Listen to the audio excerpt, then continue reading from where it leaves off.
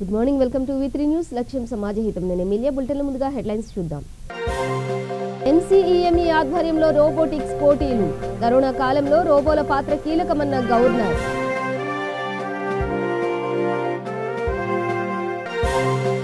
రాజధాని అంశంలో మార్పులు లేవు స్పష్టం చేసిన మంత్రి పెద్దిరెడ్డి రామచంద్రారెడ్డి.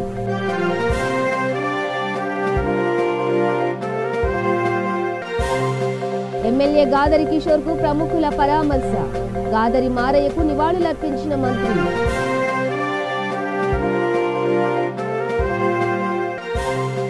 చింతలపాలెంలో ఎత్తిపోతల పథకాలు ప్రారంభం. పార్టీలకు అతీతంగా అభివృద్ధికి కృషి చేస్తామన్న నాయకులు.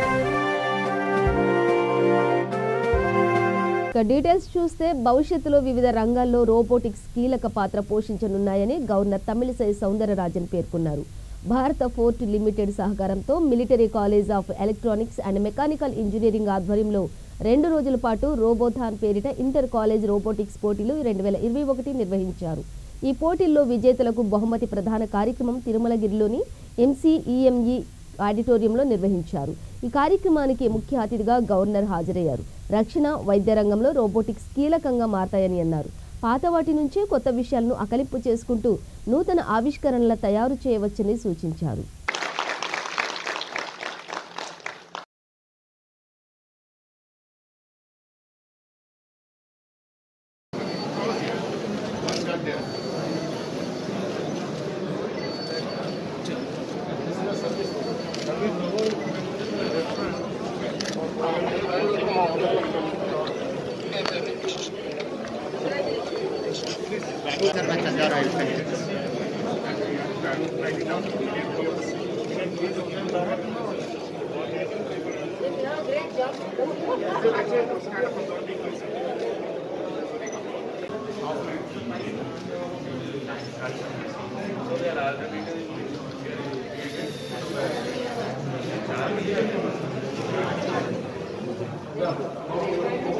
తిరుపతిలో రాజధాని రైతులు భారీ సభ ఏర్పాటు చేయగా టీడీపీ అధినేత చంద్రబాబు, వామపక్ష అగ్రనేతలు నారాయణ, రామకృష్ణ, బీజేపీ నేతలు, జనసేన ప్రతినిధులు హాజరవడం తెలిసిందే.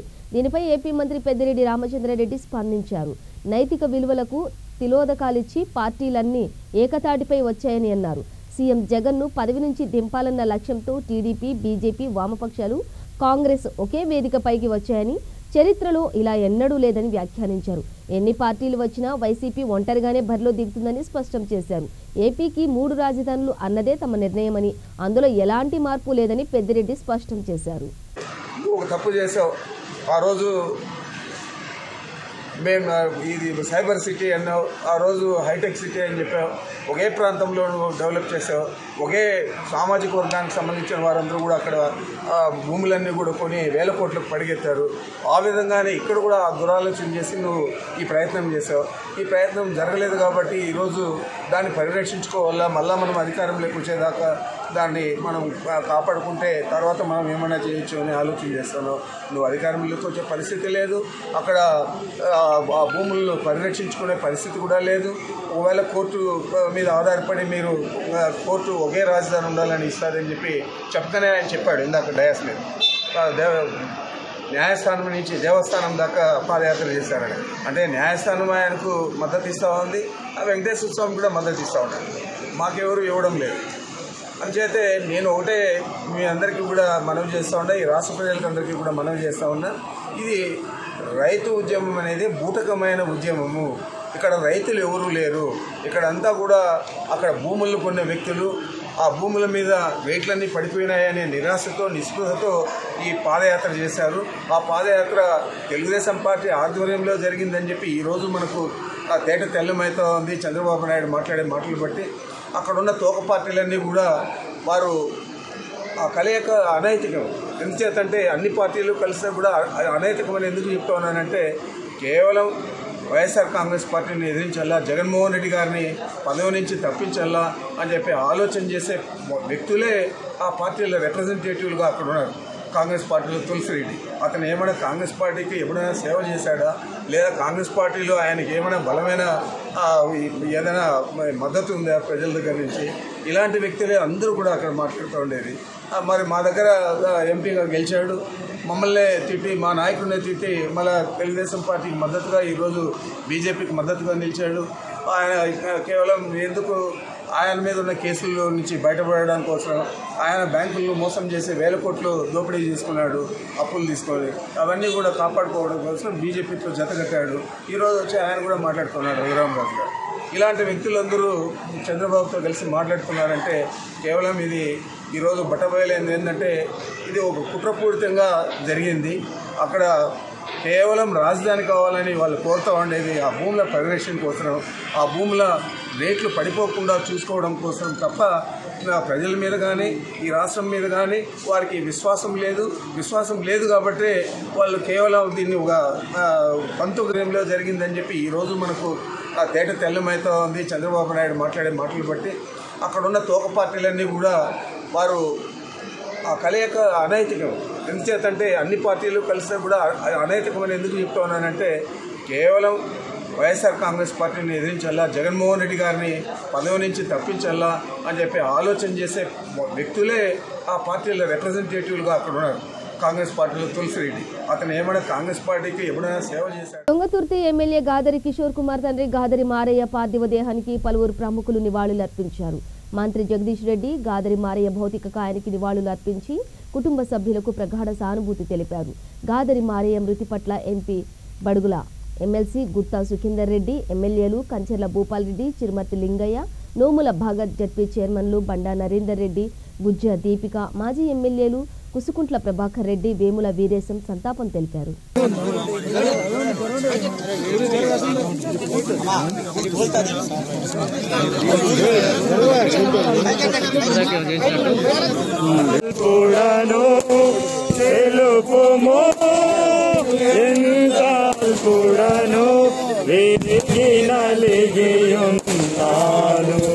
మరి 10 గంటల 20 నిమిషాల ప్రాంతంలో మీరు పిలుచుకున్న పిలుపు కొరకై స్తోత్రాలు. ఇడుబడిన కుటుంబాన్ని ఆదరించండి, పిల్లల్ని ఆదరించండి, నాయన కుటుంబాన్ని ఆదరించండి. కూడి వచ్చిన బంధువులు ఎంతమంది స్నేహితులు సహోదరులు వచ్చినారు. ఓ తండ్రి, ఒక దినాన ఇలాంటి మరణం లిఖించినట్లు ప్రభువైన యేసుక్రీస్తు వారు వీర వసంతరాయుడుగా రాబోతున్నాడు.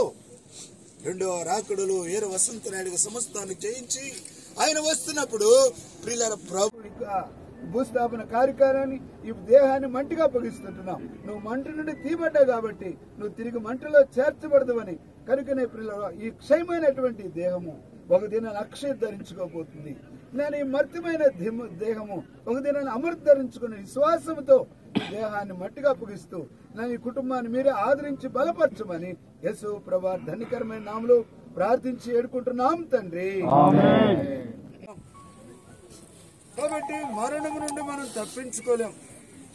కాబట్టి మరణం ఎక్కడుందో మనకు తెలియదు. అయితే మరణము తర్వాతనే అంతం కాదు మానవుని జీవితం. మరణము తర్వాతనే అసలైన జీవితం ప్రారంభించబడుతుంది. మరణం అనేది మార్గం లాంటిది. ఎక్కడికి మార్గం? 2 మార్గాలు. మేలు చేసిన వారు జీవ పునరుత్థానమునకును, కీడు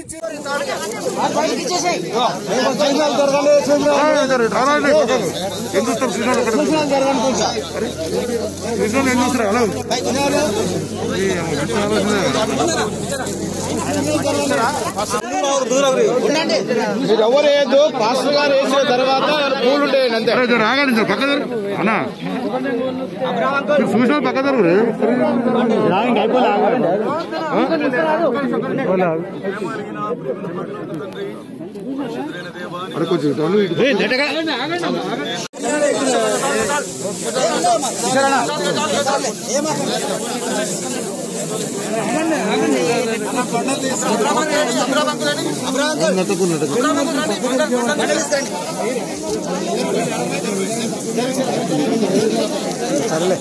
పార్టీలకు అతీతంగా నియోజకవర్గ అభివృద్ధికి కృషి చేస్తున్నట్లు ఎంపీలు బడుగుల లింగయ్య యాదవ్, ఉత్తమ్ కుమార్ రెడ్డి, ఎమ్మెల్యే శానంపూడి సైదిరెడ్డి అన్నారు.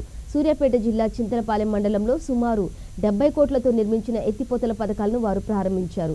ప్రతి ఎకరాకు నీరందించడమే టీఆర్ఎస్ ప్రభుత్వ లక్ష్యమని ఎమ్మెల్యే సైదిరెడ్డి అన్నారు. త్వరలో 2000 కోట్లతో 75,000 ఎకరాలకు నీరందించే విధంగా నూతన లిఫ్ట్ నిర్మించనున్నట్లు వెల్లడించారు.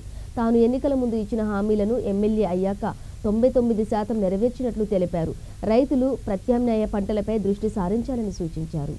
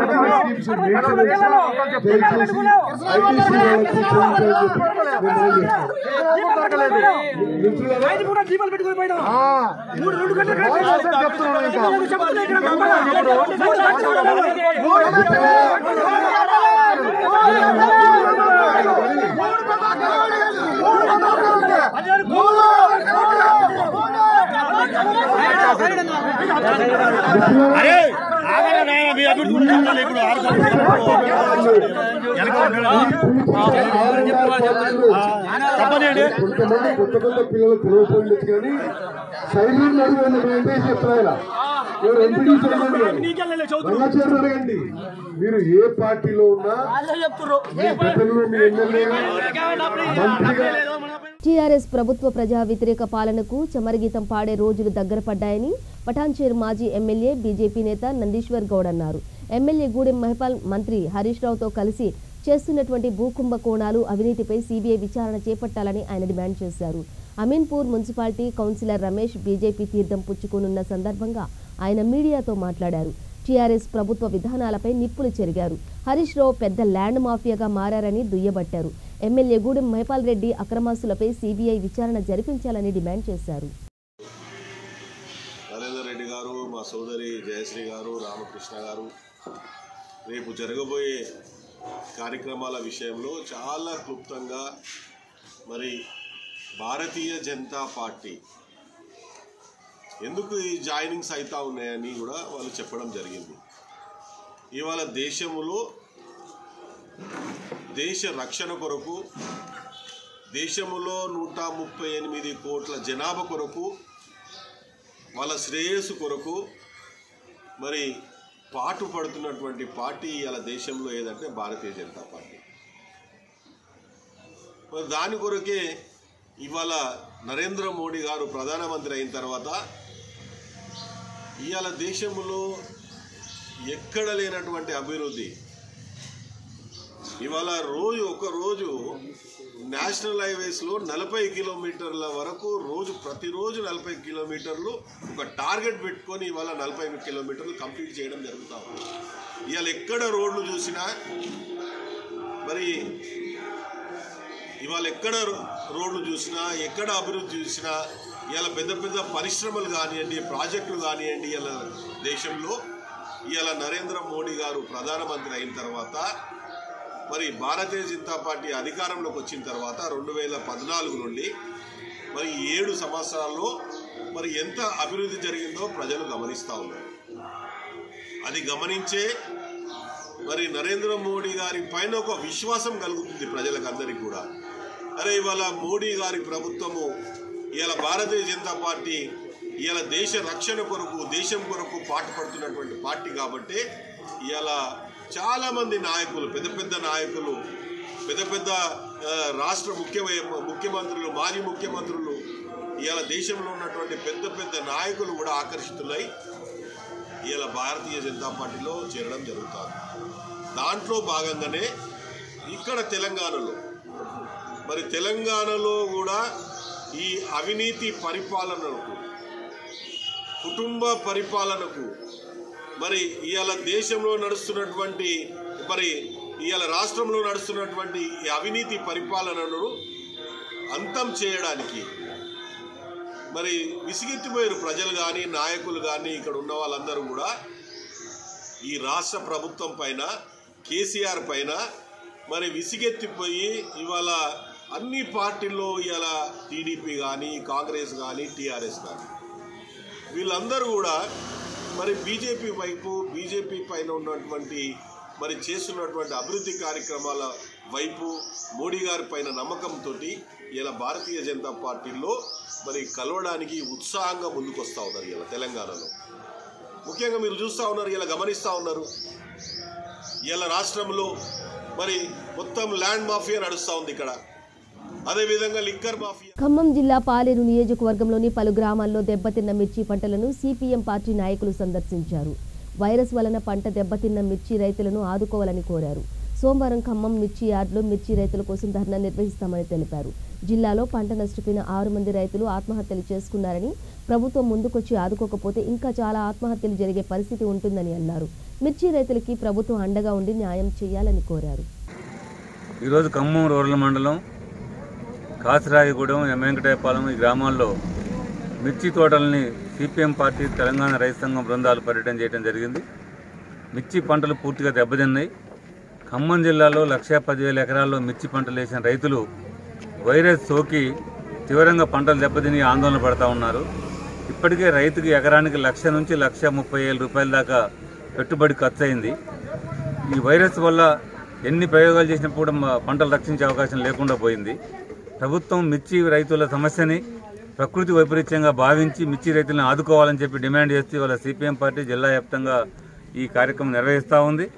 రేపు సోమవారం నాడు ఖమ్మంలో మిర్చి రైతుల ప్రదర్శన ధర్నా నిర్వహించబోతా ఉన్నాం. ఇప్పటికీ ఖమ్మం జిల్లాలో మిర్చి వేసిన రైతులు అప్పుల పాలైపోయి పంటలు దెబ్బతిని ఆందోళన పడి 6 రైతులు ఆత్మహత్య చేసుకోవడం జరిగింది. ప్రభుత్వం కనుక ముందుకొచ్చి మిర్చి రైతులను ఆదుకోకపోతే మరింతగా ఈ ఆత్మహత్యలు పెరిగే ప్రమాదం ఉంది. కాబట్టి వాళ్ళ సిపిఎం పార్టీ కార్యక్రమం చేపట్టింది. ఇవాళ ప్రభుత్వాలు దీన్ని స్పందించడం లేదు. మిర్చి రైతులు ఇంత పెద్ద మొత్తంలో పంట వేసి నష్టపోతే కూడా కనీసం అధికార పార్టీ కానీ, ఎమ్మెల్యేలు కానీ, మంత్రులు కానీ, ఎంపీలు కానీ లేదా కేంద్ర ప్రభుత్వం కానీ ఈ సమస్య పట్టించుకోవడం లేదు. తెలంగాణ, ఆంధ్రప్రదేశ్, మహారాష్ట్ర, కర్ణాటక రాష్ట్రాల్లో కూడా ఇవాళ ఈ వైరస్ సోకి రైతులు పెద్ద సంఖ్యలో నష్టపోతూ ఉన్నారు. కానీ కేంద్ర రాష్ట్ర ప్రభుత్వాలు ఈ సమస్య పట్టించుకోకుండా నిర్లక్ష్యం చేస్తూ ఉన్నాయి. రైతుల్ని వాళ్ళ పరిస్థితి వాళ్ళని వదిలేసిన పరిస్థితి చూస్తూ ఉన్నాం. అందుకే దీనిపైన ఇలా సిపిఎం పార్టీ పోరాట కార్యక్రమం చేపట్టింది. నష్టపోయిన ప్రతి మిర్చి రైతుకి ఎకరానికి 1,00,000 రూపాయలు ప్రభుత్వం పరిహారం కింద ఇవ్వాలని చెప్పేసి, కౌలు రైతుకు అదనంగా కౌలు కూడా చెల్లించాలని చెప్పేసి సిపిఎం పార్టీ డిమాండ్ చేస్తూ ఉంది. ప్రభుత్వం కనుక ముందుకు రాకపోతే, ఆదుకోకపోతే ప్రభుత్వం గుర్తించేదాకా మిర్చి రైతులను ఐక్యం చేసి మిర్చి రైతుల పక్షాన పోరాటం చేయడం కోసం సిపిఎం పార్టీ సమాయత్తమవుతూ ఉంది.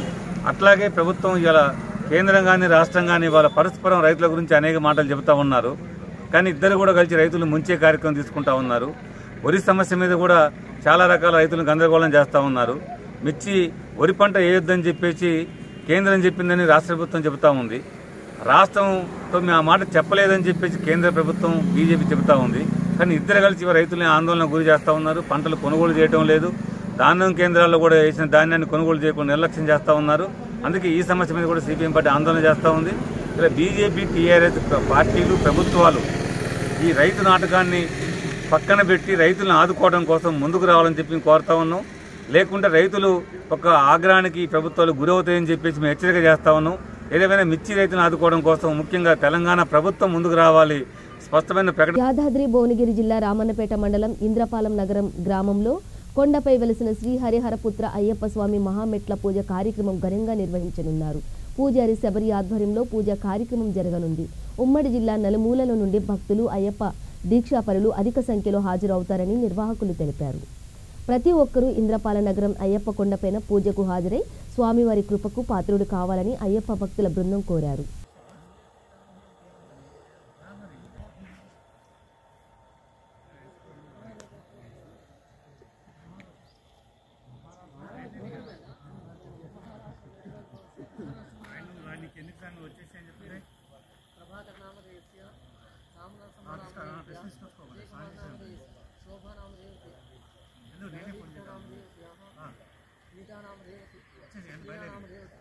कान्तम्मानामधेयत्याः कुटुम्बस्य आयुष्याभिवृद्ध्यर्थं युम्नीलगोत्रोद्भवस्य शङ्करनामधेयस्य लक्ष्मम्मानामधेयत्याः महेशनामधेयस्य कवितानामधेयत्याः रोहितनामधेयस्य अभिरामनामधेयस्य सहकुटुम्बस्य आयुष्य युम्नीलगोत्रोद्भवस्य दासुनामधेयस्य नीलम्मानामधेयत्याः राजगिरिनामधेयस्य बाबुनामधेयस्य गौतमीनामधेयत्याः चिन्नूनामधेयस्य आदण्डगोत्रोद्भवस्य यादम्मानामधेयत्याः यादयनामधेयस्य अंजम्मानामधेयत्याः आद्विकानामधेयत्याः मारिम्मानामधेयत्याः सहकुटुम्बस्य आयुष्याभिवृद्ध्यर्थं श्रीमान् रुद्र गंगाधरगोत्रोद्भवस्य गोपालस्वामीनामधेयस्य लक्ष्मीनाम धर्मपत्नी समेतस्य विजयकुमारनामधेयस्य सुनीतानामधेयत्याः वैष्णवीनामधेयत्याः विनोदकुमारनामधेयस्य विक्कीसायीनामधेयस्य पप्पीनामधेयत्याः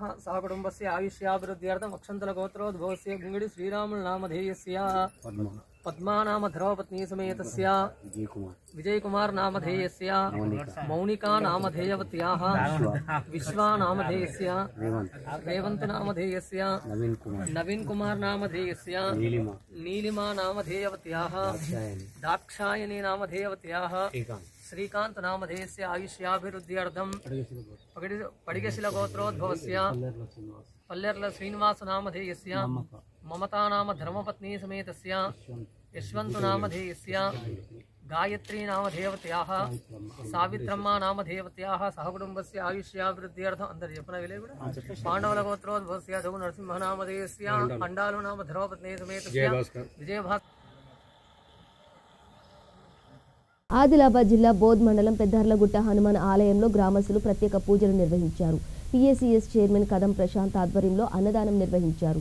ఎంతో మహిమగల ఈ హనుమాన్ మూల విరాట్కు గ్రామస్తులు పెద్దర్లగుట్ట సమీపంలో ఆలయం నిర్మించారు. ఆంజనేయ స్వామి మనకు రాబోయే తరాలకు చక్కటి శుభాలను చేకూర్చుతాడని గ్రామస్తుల నమ్మకం. ఈ కార్యక్రమంలో యూత్ ప్రెసిడెంట్ ప్రవీణ్ కుమార్, రాకేష్, రఘుపతి, గణపతి పాల్గొన్నారు.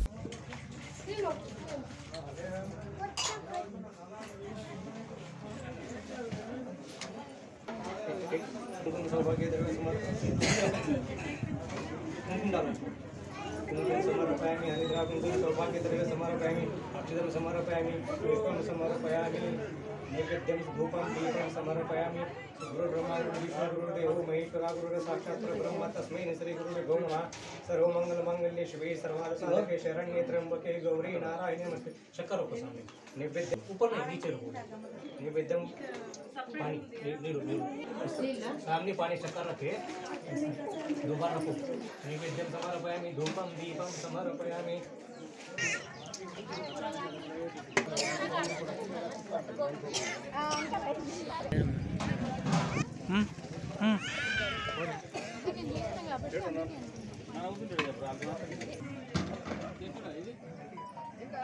బులెటిన్ ముగించే ముందు హెడ్లైన్స్ మరోసారి. ఎన్సీఈఎంఈ ఆధ్వర్యంలో రోబోటిక్స్ పోటీలు. కరోనా కాలంలో రోబోల పాత్ర కీలకమన్న గవర్నర్.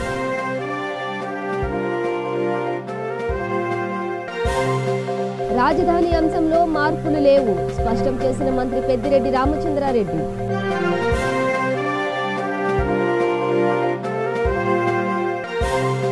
ఎమ్మెల్యే గాదరి కిషోర్ కు ప్రముఖుల పరామర్శ. గాదరి మారయ్యకు నివాళులర్పించిన మంత్రి.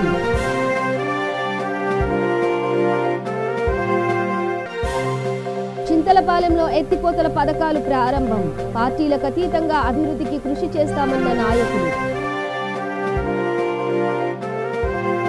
ఇవి బులెటిన్ డీటెయిల్స్. చూస్తూనే ఉండండి V3 న్యూస్ లక్ష్యం సమాజ గీతం.